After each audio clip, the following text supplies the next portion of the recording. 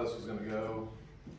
Said some prayers this week, and felt like if this was me right here, he'd be talking. So I wanted to share something with you all on his behalf. So today we join in prayer, love, and celebration for Andy. When you have these three things, faith, hope, and love, it cannot be contained to just one moment or one thing, but a lifetime. And when you talk about a lifetime, that has to include not only Andy, but faith, family, and friends. Growing up, Andy was my oldest younger brother and the second oldest of 10 kids. Andy would tell you firsthand how blessed he was for having his family. When we were young, Andy and I started out getting up Papa's cows at the age of 5 and 6 years old. Just like two professional cattle drivers, rain, shine, or snow, we would take the cows from one pasture across another before finally arriving at the milk barn every day. The earliest memory I have of getting to play Big Brother was one day there was a massive mud pit on the way to walking the cows into the barn. Andy's boot got stuck in the mud, like really stuck in the mud.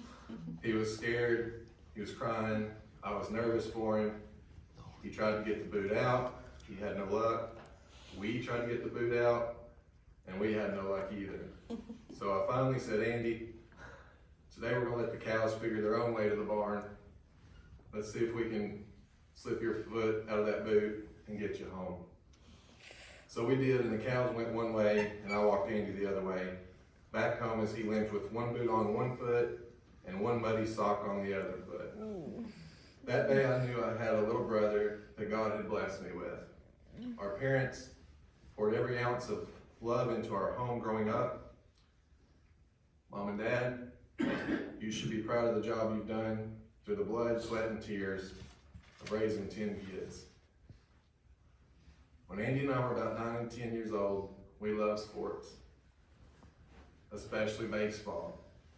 Andy and I decided one day we needed to take our talents to the next level, so with 2 gloves, a bat, and a ball, we found a piece of scrap metal roof off one of the old barns that we tried to use as a backstop.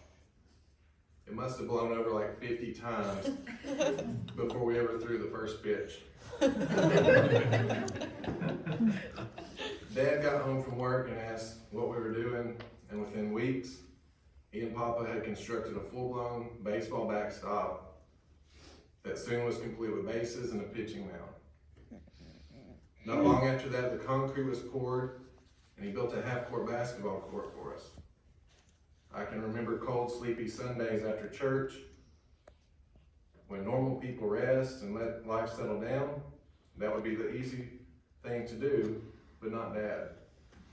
He'd be out there leading the huddle of some of the greatest backyard football games ever played. Dad, thank you for the times, and thank you for building the real field of dreams with you and my brothers. Your love and work ethic inspire us every day.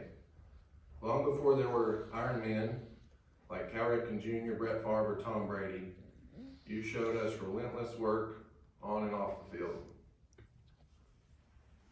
Mom, you are the heart and soul of the family. Your love for us, love for God is unwavering. It is consistent and persistent every step of the way. Anybody that knows the Garretts from the 90s can relate to this. Mom, I was not a fan of the red van growing up. But how much I appreciate it now. I'm grateful for the good old days when seatbelts may have been optional, but prayer in church never were. I thank you for that, Mom. Mom and Dad, I hope you're able to find some peace in knowing Andy had a great childhood. And that is all a credit to you and your love. And Andy knew that more than anybody. Kendra, Kate, John, Timothy, Anne-Marie, Stephanie, Luke, as your oldest brother, I want you to know how much I love you. I can also tell you how much Andy loved you. He loved being your big brother. He loved our times as kids, and he loved every minute of it until the end. Please know that your brother Andy will always have a special place in his heart for you. Always. Never forget that. I too love you dearly, and I will never replace our two brothers that have gone before us, but together we will lean on each other with Christ's love and peace and continue on. My best advice: stay close to God, stay close to each other. The only thing that can divide us is us. And the only thing that can keep us together is staying close. Stay strong. Maddie and Noah, you are your father's most loved moments of his entire life. He loves you more than I could ever tell you. I remember how excited he was when he finally got to move to Arkansas. He loved y'all so much, it was the greatest thing in his life to be with you all. Your dad always loves you, and it's important to know that, and we always love you too. You have a great mom, and Fred, who loves you so much. Kristen is strong and brave, and is always there for you.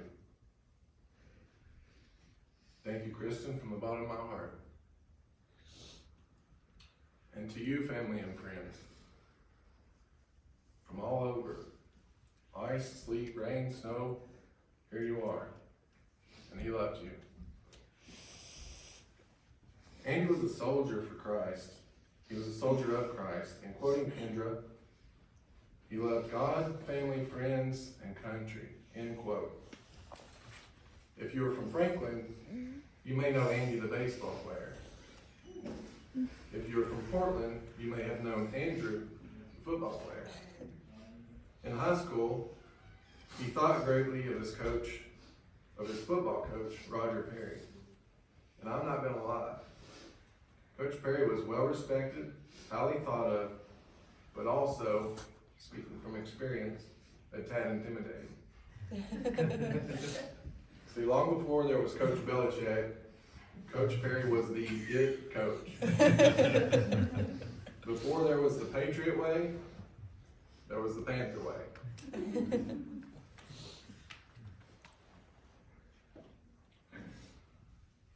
Andy loved football, and he loved Coach Perry. In 2000, they brought home a state championship, and Andrew was named defensive MVP of the game. Andrew was a soldier on those fields on Friday nights. He loved those teammates, many who have been through here tonight.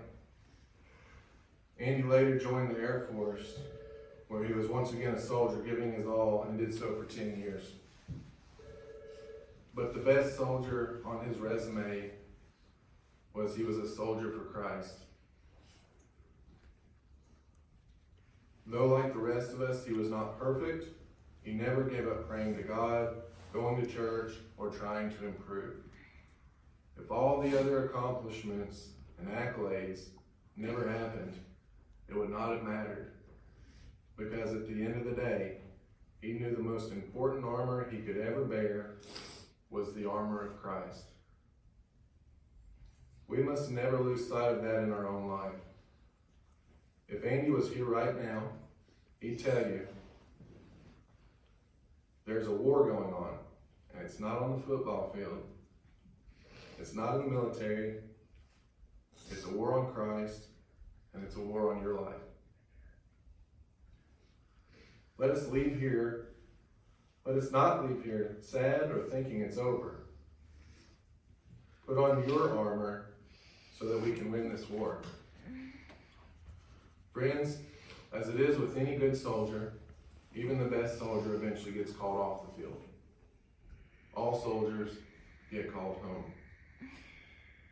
Anthony and Todd, on paper y'all are cousins, in life you are brothers to him. Portland football, on the field you were his teammates, off the field you were his heroes. Family and friends, he loved you all. Thank you, Portland, for loving him. Thank you, Franklin, for loving him. Thank you, Portland, for loving us. Thank you, Franklin, for loving us. In closing, I have 2 quick readings I'd like to share.